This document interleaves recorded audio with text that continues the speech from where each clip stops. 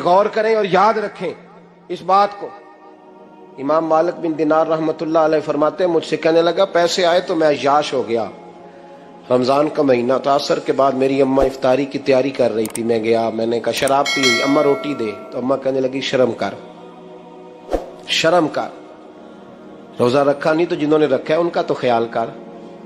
کہتے اماں کی بات کا مجھے غصہ لگا، میں کہا کرتا ہوں بد نصیب ہے وہ بیٹا جس کا باپ اس سے بات کرتے ہوئے ڈرتا ہے کہ پتہ نہیں کہاں سے بولے گا۔ بد نصیب نہیں وہ بیٹا جس کی ماں اس سے بات کرتے ہوئے سہم جاتی ہے کہ پتہ نہیں کون سی بولی بولے گا۔ بد نصیب نہیں کہ ماں باپ بھی جس سے کھول کے بات نہ کر سکیں۔ حضرت مالک بن دینار سے کہنے لگا اماں نے جب کہا نا شرم کر تو مجھے غصہ آیا، میں نے ماں کو تھپڑ مارا اور میری ماں جلتے ہوئے تندور میں گری۔ لوگوں نے مجھے پکڑ کے اندر بند کر دیا کمرے میں، ساری رات میں شور سنتا رہا پر نشے میں دھوت رہا۔ سویرے آنکھ کھلی تو میری بیوی بیگ باندھ رہی تھی۔ میں نے کہا کہاں جا رہی ہو؟ کہنے لگی جو ماں کا نہیں بنا میرا کیسے بنے گا؟ وہ میں نے کہا میری اماں کا، وہ تو لوگوں نے رات کو دفن کر دی جنازہ پڑھ کے۔ تڑپ کے کہنے لگا مجھے کیوں نہیں بتایا؟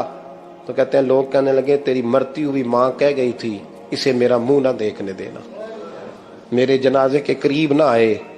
حضرت مالک بن دینار فرماتے ہیں جب اس نے یہ بات سنائی تو میں نے بھی اس کے منہ پہ تھپڑ مارا۔ میں نے کہا تو اسی قابل ہے۔ کہتے ہیں وہ رونے لگا، حضور دعا کرے اللہ مجھ سے راضی ہو جائے۔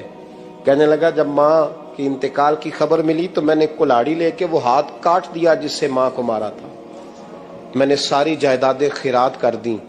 24 سال ہو گئے، 24 سال ساری رات نماز پڑھتا ہوں، روزہ رکھتا ہوں، حج کرتا ہوں، پر ہر سال کوئی آ کے کہتا جا دوڑ جا تیرا کوئی نہیں قبول ہوا۔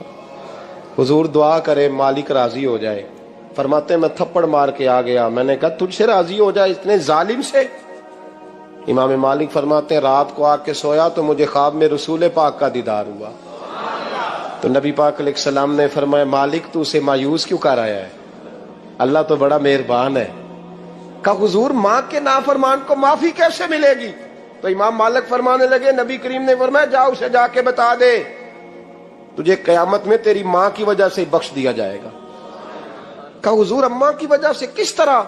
تو محبوب فرمانے لگے اس کی ماں قیامت میں اس کے خلاف مقدمہ دائر کرے گی رب کریم کی عدالت میں، اے اللہ میں نے 9 ماہ پیٹ میں رکھا، درد سہ کے اسے جنا، جگر کا خون پلا کے پالا اور اسی نے مجھے قتل کیا۔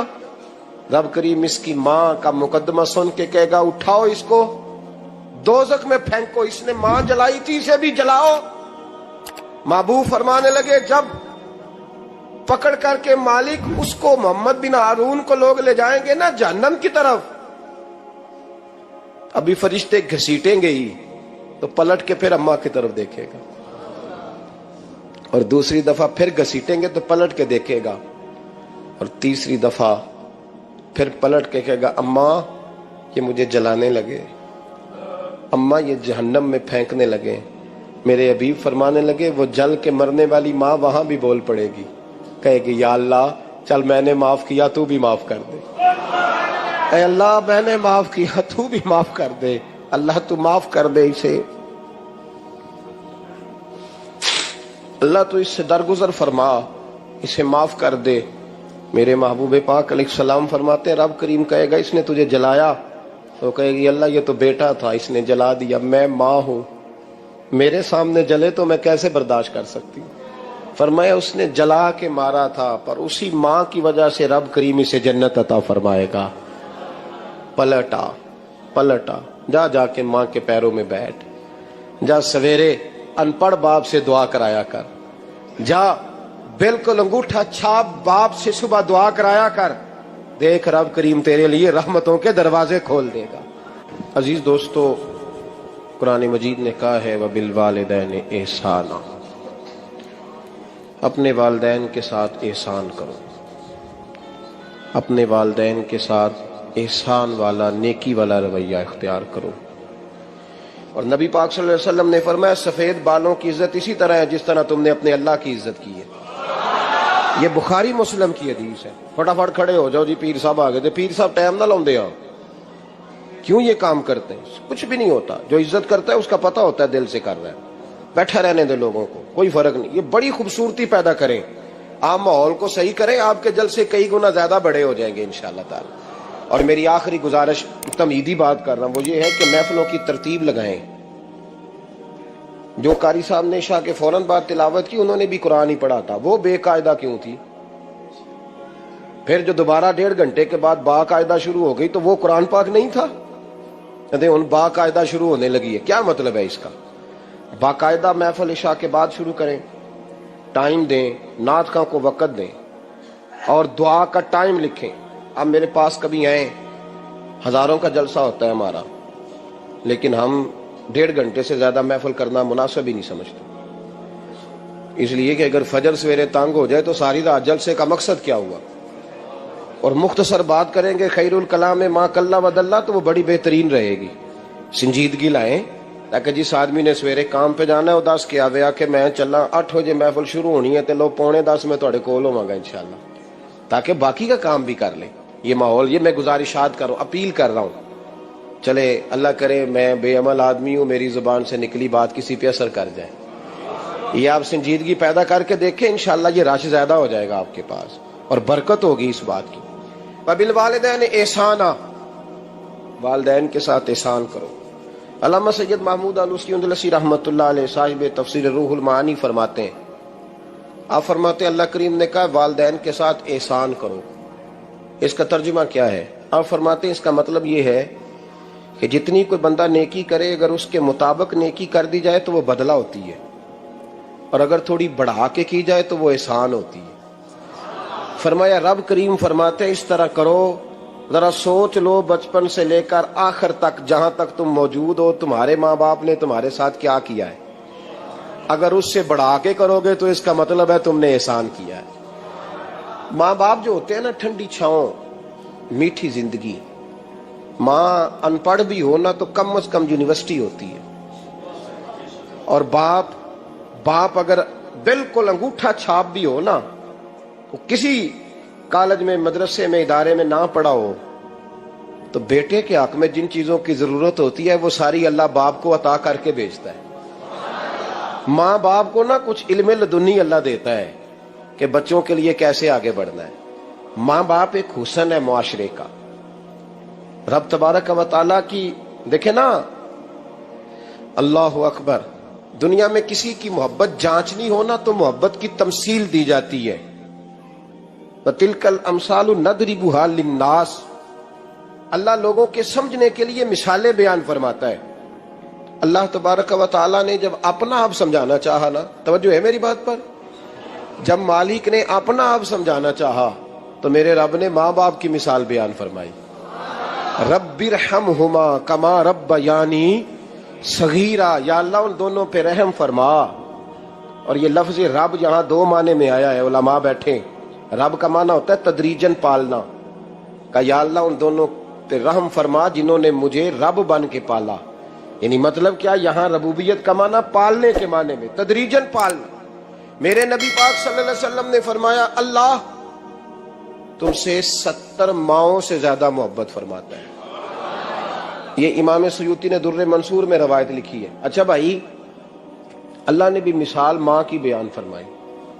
فرمایا گھر جا کے اپنی اماں کو دیکھ لو، اماں تم سے کتنا پیار کرتی ہے. بس اس پیار کو تولنا شروع کر تو 70 ماؤں سے بھی زیادہ رب تم سے محبت فرمانے والا ہے. ماں کے سینے میں نا، دیکھیں نا، ایک بچی ہوتی ہے BA، وہ اس نے کر لیا، اس کی اماں روز کہتی ہے بیٹے سویرے اٹھا کر. ساس کے پاس جائے گی تو وہ کہے گی کہ اس کی اماں نے سویرے اٹھنا سکھایا ہی نہیں. اور بیٹی کہتی ہے اماں جدو جاواں گی ویکھی جائے گی. اچھا اس کی شادی ہو گئی، اس کی ساس نے آہستہ آہستہ شکوے شروع کر دیے، خامن سے کہنے لگی تو اس کو اٹھاتا ہی نہیں سویرے. وہ بھی کہتا ہے کمرے میں جا کے اماں شکوا کرتی ہے تو اٹھتی نہیں. اور بچی لاڈلی تھی، وہ نہیں تھی اٹھتی ٹائم پہ. زندگی کے 22 سال 23 سال وہ سویرے نہیں اٹھی، وقت پہ نہیں اٹھی. مثال دے رہا ہوں. پھر اسی بیٹی کو اللہ نے ایک بیٹا عطا کر دیا. صبح 100 آواز اس کی اماں دیتی تھی پر اس کی آنکھ نہیں کھلتی تھی. لیکن اسی بیٹی کا بیٹا سحری کے وقت ہلکا سا روتا ہے، सारी दुनिया सोई है पर अम्मा उसकी फटाफट जागती है, फटाफट जागती है।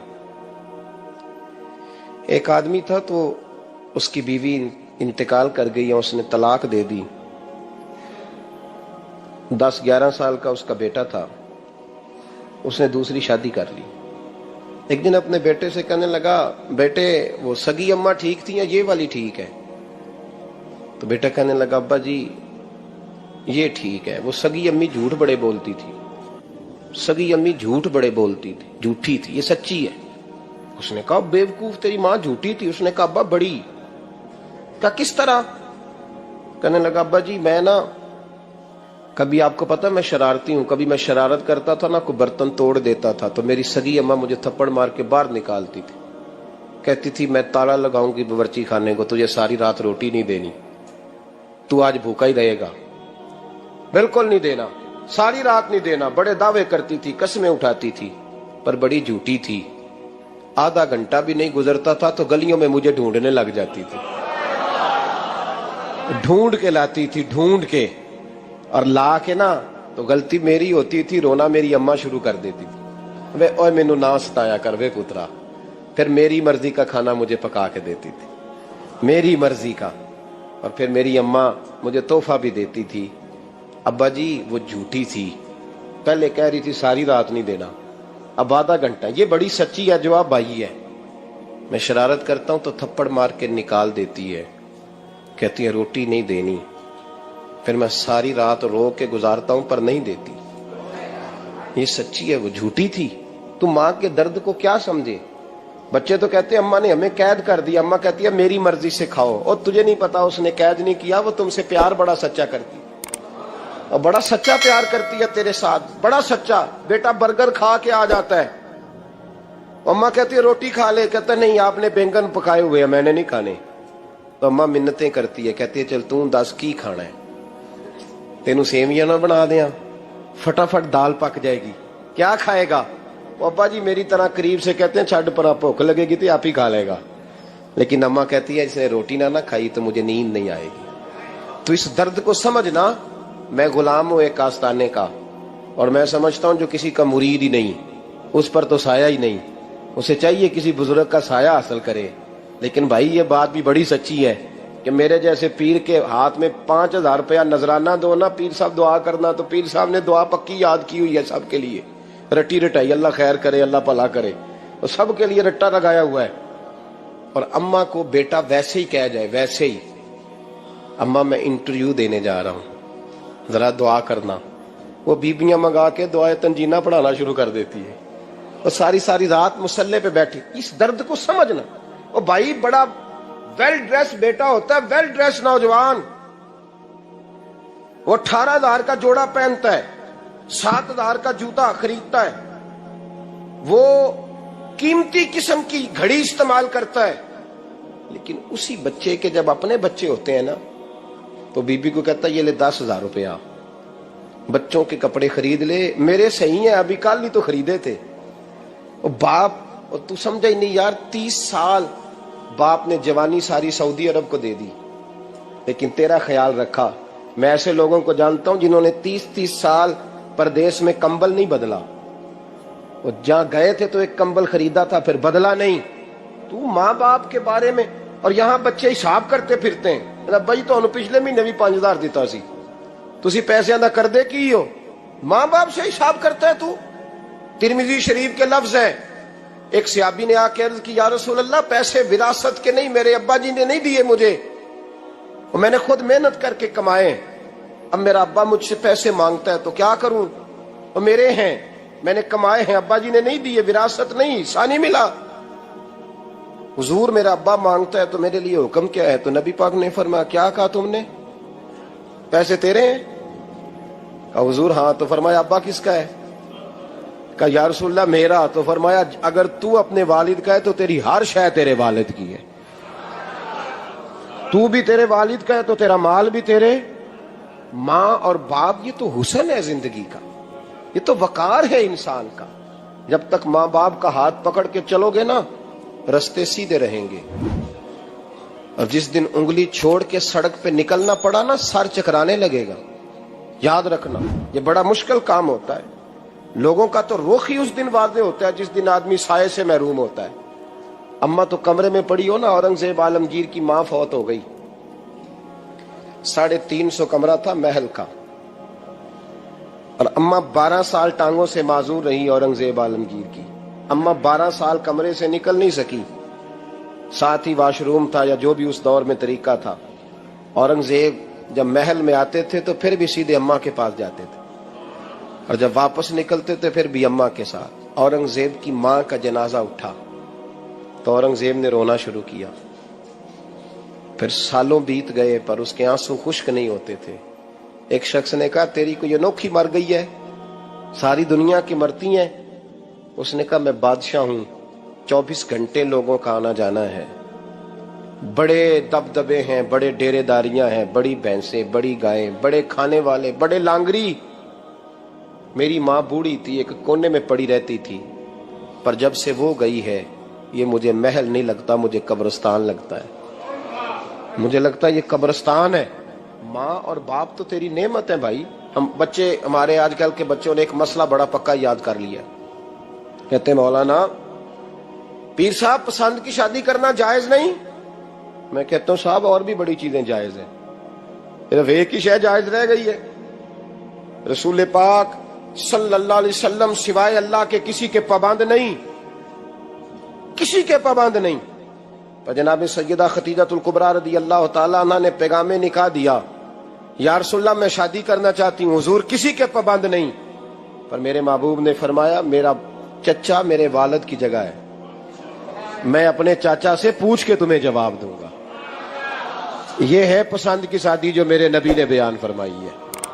तू सारा कुछ क्रास कर करके गुजर जाता है।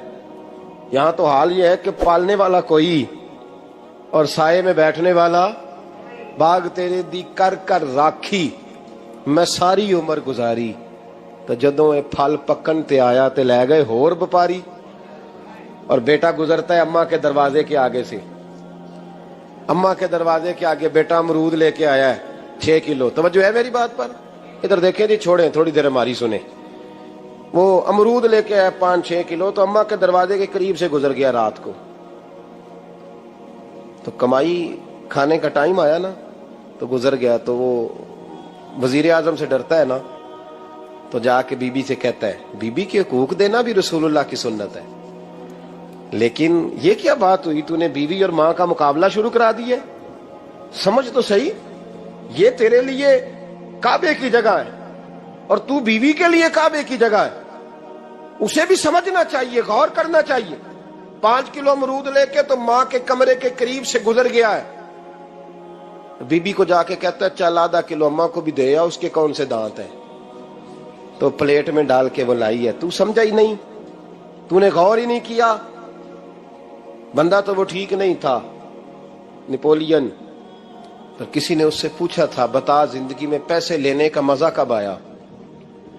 उसने कहा कि मुझे मजा तब आता था कि मैं अपनी सारी कमाई ला के अपनी अम्मा के हाथ पे रखता था, और फिर जब मैं अपनी माँ से थोड़ा थोड़ा खर्चा लेता था ना, थोड़ा थोड़ा, तवज्जो है मेरी बात पे? अम्मा जी 10 रुपए दे आजे। कहते जब मैं थोड़ा थोड़ा खर्चा लेता था ना, तो मुझे यूं लगता था जैसे मैं बादशाह वक्त के सामने खड़ा हूं और वो खजाने का मुंह खोल खोल के मुझे देता जा रहा है।